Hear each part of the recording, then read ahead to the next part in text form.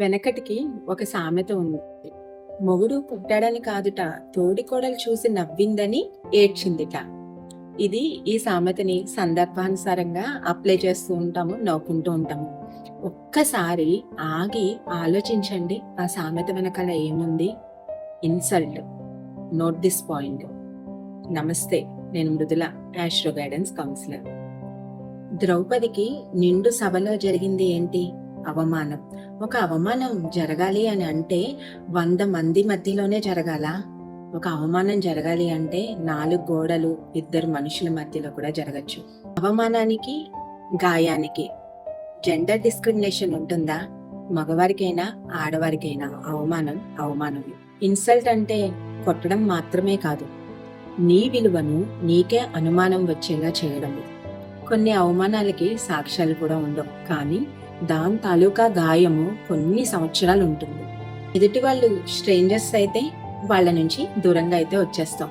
అదే మన వాళ్ళైతే అదే అవమానం ఇంట్లో మన మనుషుల మధ్య, తల్లి, తండ్రి, చిల్డ్రన్, పార్ట్నర్ విషయంలో మనం ఎంతో బెస్ట్ ఫ్రెండ్ అనుకుని, సోల్మేట్ అనుకునే వాళ్ళు, మన వీక్నెస్ తెలిసిన వాళ్ళు కూడా మనల్ని అవమానిస్తే అప్పుడేం చేయాలి? ఆ బంధం నుంచి బయటికి రాగలమా? అక్కడి నుంచి దూరంగా వెళ్ళిపోగలమా? ఈ సెన్సిటివ్ రిలేషన్స్ లో అవమానం జరిగింది కదా అని దూరంగా పెట్టలేము. ఇక్కడ అడగాల్సింది నన్ను వాళ్ళు ఎందుకు అవమానించారు అని కాదు, ఎందుకు పదే పదే అదే పరిస్థితుల్లోకి నువ్వు వెళ్తున్నావు అని మాట్లాడాలి. ఎక్కడ మౌనంగా ఉండాలి, ఎక్కడ బౌండరీస్ పెట్టుకోవాలి, ఎక్కడ రిలేషన్షిప్ లో ఒక్క అడుగు వెనక్కి వేయాలి. సందర్భం నుంచి బయటకు వచ్చిన తర్వాత అది మీ జీవితం మీద ఎంత ప్రభావం చేస్తుంది అనే దాని గురించి ఆలోచించాలి. జాతకాలు చెప్పేటప్పుడు మీకు ఆ గ్రహం బాలేదు, ఈ గ్రహం బాలేదు, తాడు కూడా పామే కరుస్తుంది, ఇంటా బయట అవమానాలు, ఇలా చెప్తూ ఉంటాము. దానికి తగ్గట్టుగా పరిహారాలు, ఇది చేసుకోండి, అది చేసుకోండి, ఈ గ్రహానికి ఆ పరిహారం చేయండి, ఆ గ్రహానికి ఈ పరిహారం చేయండి అని చెప్తాము.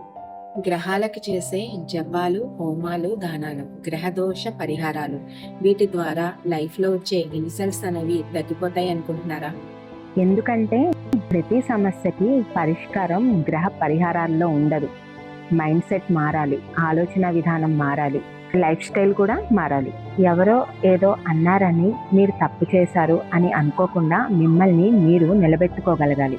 గ్రహ పరిహారము బలం ఇవ్వచ్చు, కానీ ఆ బలంతో మీ జీవితంలో తీసుకునే నిర్ణయాలు మీరే తీసుకోవాలి.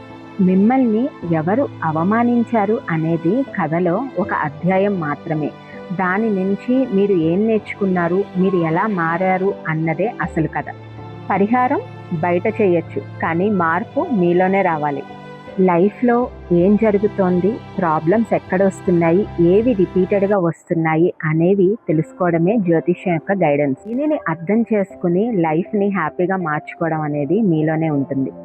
గ్రహ పరిహారం అనేది ఒక ఆధ్యాత్మిక సహకారం మాత్రమే, కానీ మీ జీవితం అందంగా మారాలి అంటే మీలో వచ్చే అవగాహన, మీరు తీసుకునే నిర్ణయాలను బట్టే ఉంటుంది. మీ జాతకాన్ని తెలుసుకోవడమే కాదు, మీ జీవితాన్ని ముందుకు తీసుకెళ్ళడానికి, మీకు గైడ్ చేయడానికి నేనున్నాను. మీరు కూడా ఎప్పుడైనా మాటలతో అవమానించబడి ఆ మాటల నుంచి బయటికి రావడం కష్టంగా అనిపించిందా? మీ ఎక్స్పీరియన్స్ని కమెంట్లో చెప్పండి. పర్సనల్గా మాట్లాడాలి అంటే ఆస్ట్రో గైడెన్స్ అండ్ కౌన్సిలింగ్ ద్వారా పరిస్థితిని అర్థం చేసుకుని ముందుకు ఎలా వెళ్ళాలి అనేది కలిసి మాట్లాడుకుందాము. నమస్తే.